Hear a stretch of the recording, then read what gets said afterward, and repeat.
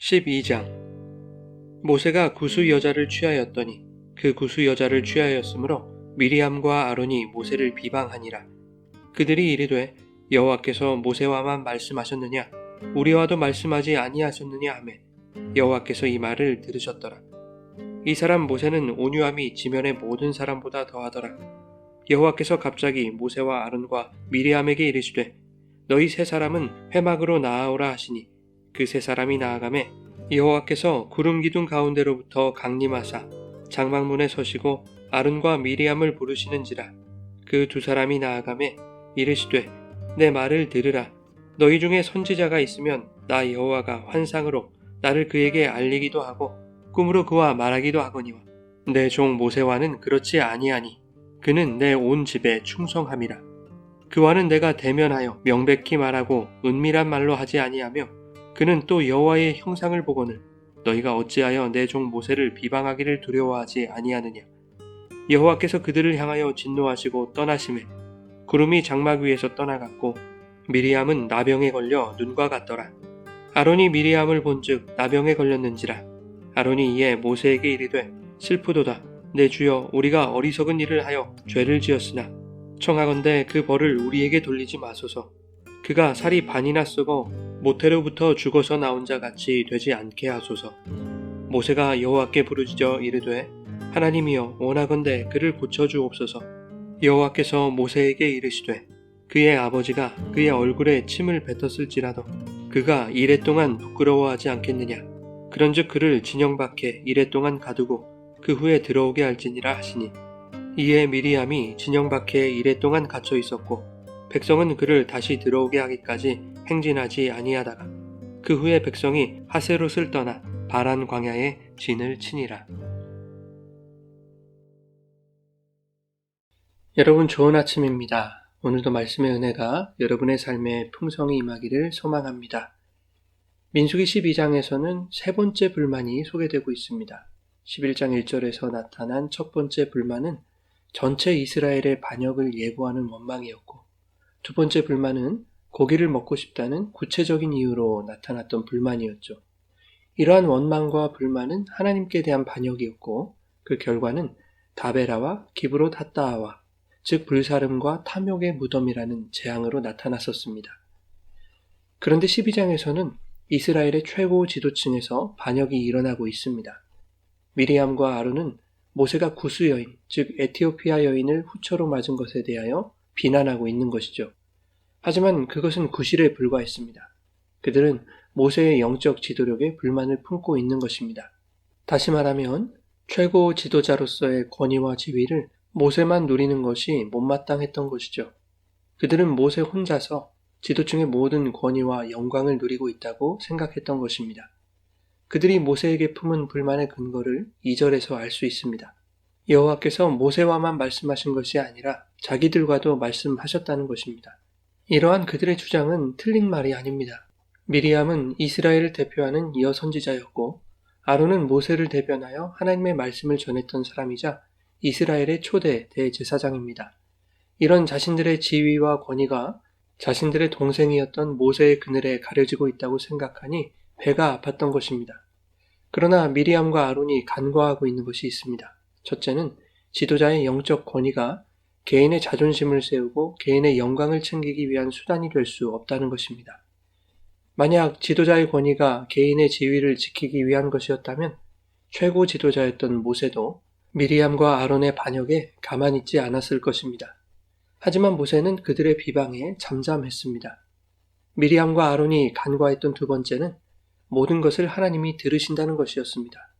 2절 말미에 그들이 모세를 비방하는 것을 여호와께서 들으셨다라고 기록하고 있습니다. 이미 11장에서 모든 원망과 불평을 하나님이 들으셨을 뿐만 아니라 그것에 대한 징계도 있었다는 것을 이스라엘의 지도자들이 간과하고 있다는 것은 하나님께 대한 심각한 반역이 아닐 수 없는 것이죠. 반면 모세는 하나님이 듣고 계심을 알았기에 미리암과 아론의 불만에 대해서 인간적으로 대응하지 않았던 것입니다. 모세는 모든 것을 하나님이 들으시고 하나님이 심판하신다는 영적 원리를 침해하지 않은 것이죠. 한편 영적 지도력에 대한 불만은 하나님에 대한 반역과 같은 것입니다. 특히 지도층에 있는 자들이 최고 지도력에 대하여 불만을 가진다는 것은 하나님이 세우신 영적 질서를 깨뜨리는 영적 구테타와 같은 것이기에 그것은 무엇보다도 엄중한 반역인 것이죠.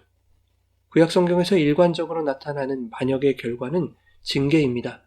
그래서 본문에서도 미리암에게 나병이라는 징벌이 주어진 것이죠. 여호와께서 모세와 아론과 미리암을 회막으로 부르셨습니다. 그리고 하나님이 구름 기둥 가운데로부터 강림하셔서 장막문에 서시고 아론과 미리암 두 사람을 부르십니다. 구름 기둥으로부터 강림하셔서 장막문에 서신 그 하나님은 어떤 모습이었을까요? 과연 아론과 미리암의 눈으로 볼 수 있는 실체로 서 계셨던 것일까요? 하나님은 그들에게 말씀하십니다. 나는 선지자에게 환상으로 나를 알리고 꿈으로 그와 말하기도 하지만 내 종 모세는 그들과 다르다고 말씀하시죠. 그와는 내가 대면하여 명백히 말하고 은밀한 말로 하지 않으며 그는 또 나의 형상을 보거늘 너희가 어찌 내 종 모세 비방하기를 두려워하지 않느냐라고 말씀하십니다. 사실 모세도 여호와의 얼굴은 보지 못했습니다. 구약은 여호와의 얼굴을 보는 것을 곧 죽음으로 말하고 있기 때문입니다. 그래서 출애굽기 33장에서 여호와의 영광이 모세 앞을 지나갈 때 하나님은 모세가 하나님의 얼굴을 보고 죽지 않도록 하시기 위해 자신의 손으로 모세를 가려주셨습니다. 그리고 지나가신 후에 손을 거두어서 하나님의 등을 보게 하셨죠. 모세는 하나님의 얼굴은 보지 못했지만 하나님의 등, 즉 하나님의 형상을 보고도 죽지 않은 특별한 하나님의 종이라는 것을 미리암과 아론에게 말씀하고 있는 것입니다. 환상이나 꿈 정도로 나를 알리고 말하는 너희와는 다른 영적 권위가 있다는 것이죠. 그리고 여호와께서 진노하시고 구름이 장막 위에서 떠나가자 미리암이 나병에 걸립니다. 여기서 알 수 있는 것은 여호와가 떠나시는 것이 곧 재앙이라는 것입니다. 그런데 여호와께서 떠나가신 이유가 하나님의 영적 질서에 불만을 품는 반역이라는 것이죠. 반역의 대가는 12절에 아론이 말하는 것처럼 살이 썩어 모태로부터 죽어서 나온 자같이 되는 것, 즉 그 존재에 대한 사망 선고와 다름없는 것임을 보여주고 있습니다. 그런데 한 가지 의문이 드는 것이 있죠. 왜 미리암만 나병에 걸렸을까 하는 것입니다. 아마도 나이가 더 많은 미리암이 반역을 주도했을 것으로 추측해 볼 수 있습니다. 1절에서도 미리암과 아론이 비방했다고 말하는데 미리암의 이름을 먼저 언급하죠. 그러나 이런 추측도 가능합니다. 아론은 이스라엘의 대제사장이었고 날마다 제사를 집전해야 하는 거룩한 직임을 행해야 하기 때문에 공동체에서 이루어져야 할 질서를 위해서 하나님은 부득이하게 부정의 상징인 나병이라는 징벌을 아론에게서 면제해 주셨을 가능성도 있는 것이죠. 그러나 나병에 걸린 미리암을 보면서 아론은 간접적으로 형벌을 경험하게 되는 것입니다. 자신에게도 언제 나병이 발병할지 모를 그 형벌에 대한 공포와 두려움을 겪으면서 영적 권위에 대한 반역이 하나님 앞에 얼마나 큰 죄인지를 깨닫게 되었을 것입니다. 그리하여 아론은 이내 자신의 잘못을 회개하고 모세를 자신의 주로 부르며 자신 안에서 삐뚤어져 있었던 영적인 질서를 다시 바로 잡는 것이죠. 11절에 아론은 이렇게 말합니다. 아론이 이에 모세에게 이르되 슬프도다. 내 주여 우리가 어리석은 일을 하여 죄를 지었으나 청하건대 그 벌을 우리에게 돌리지 마소서. 미리암에게 내리신 나병과 아론에게 면제하신 징벌을 통해 하나님은 영적 질서를 흐리는 반역에 대해 징계하시는 하나님이시면서 동시에 공동체 안에서의 질서를 위해 오래 참으심으로 개개인의 회개를 기다리시는 하나님이시라는 것을 보여주고 있는 것입니다. 모세는 미리암과 아론의 비방에도 불구하고 잠잠했습니다. 하나님이 들으실 것을 알았기 때문이죠. 그렇다고 해서 모세가 하나님이 그들에게 재앙을 내리실 것을 기대했던 것은 아닙니다. 하나님이 들으시고 판단하셔서 행하시는 그 모든 것이 옳고 의롭다는 것을 믿은 것이죠. 이것을 확신할 수 있는 이유를 본문 3절이 말해줍니다. 모세는 온유함이 지면의 모든 사람보다 더하다라고 말씀하죠. 그런가 하면 온유한 모세와 그들의 차이는 모세가 여호와의 온 집에 충성하는 자이기 때문이다 라고 7절에 말씀합니다. 하나님은 참된 영적 지도력이 모세의 온유함과 충성에 있다고 말씀하고 있는 것입니다. 여기서 말하는 온유함은 성격이나 태도가 따뜻하고 온화한 것을 말하지 않습니다. 가난하고 애통하고 고통받고 짓밟히고 비난당하며 겸손한 그 모든 것을 총칭하는 단어가 온유함이지요. 이 온유한 모세는 십자가에서 겸손하게 죽으신 예수님을 모형하는 것입니다. 그래서 마태복음 11장에 예수님은 나는 마음이 온유하고 겸손하다라고 말씀하고 있는 것이죠.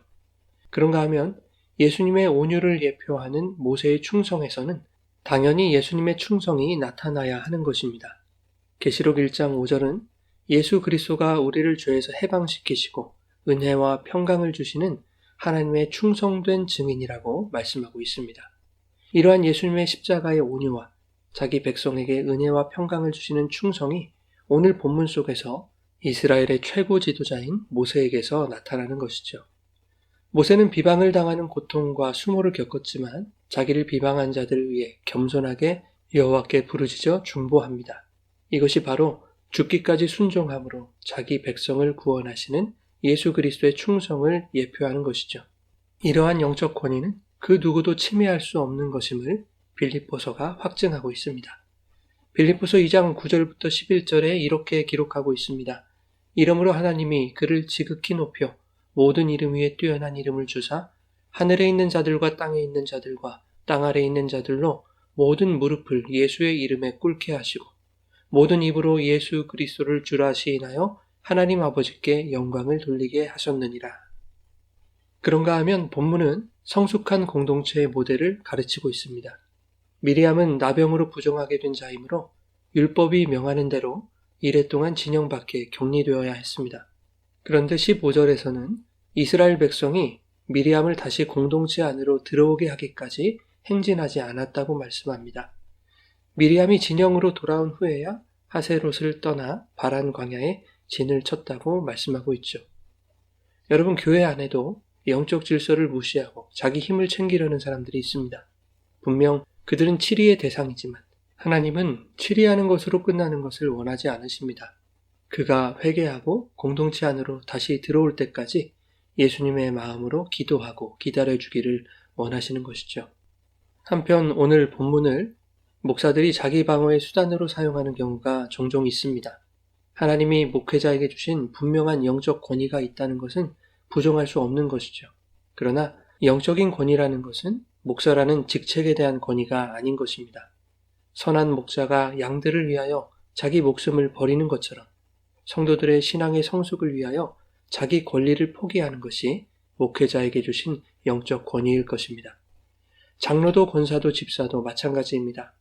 때때로 비방과 수욕을 당하는 고통을 겪더라도 들으시고 판단하시고 합당하게 행하시는 그 하나님의 의로우심을 믿으며 나를 비방하는 그 사람이 주님 앞에 회개하고 하나님 앞으로 돌아오기를 기도하는 그런 예수님 닮은 영적 권위가 우리 모두에게 있기를 예수님의 이름으로 축원합니다.